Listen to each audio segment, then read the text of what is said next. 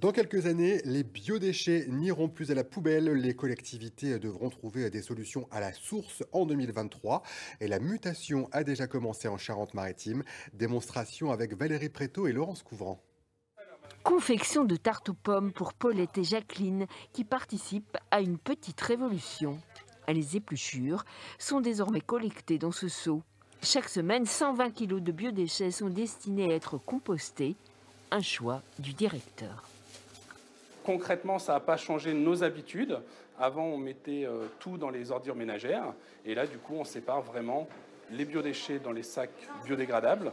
Et il reste vraiment pas grand-chose en termes d'autres déchets ménagers. À Saint-Julien-de-l'Escape, la famille Boissonneau s'est aussi portée volontaire pour trier les biodéchets. Une poubelle de plus. Bon, elle n'est pas très grosse celle-ci, donc ça va.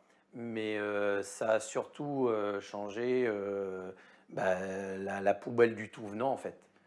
On se rend compte qu'on mettait tout dans la même poubelle alors que c'est pas plus compliqué du tout de vider nos assiettes en finissant le repas dans le biodéchet. Pour cette famille de 5 personnes, la poubelle sera allégée de 280 kilos par an, des restes désormais valorisés.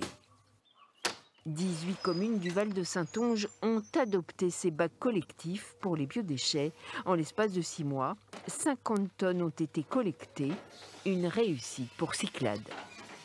Ce système donc, de bacs de regroupement où on vient déposer notre sac de 10 litres, on est pionnier sur le territoire. L'idée, c'est que le tri des biodéchets, il est indispensable. C'est vraiment un geste simple pour alléger sa poubelle, pour aller vers la réduction des déchets.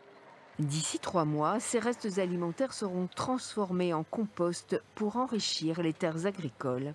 Un nouvel or noir, car la révolution est en marche. Le tri des biodéchets sera obligatoire pour tous en 2023.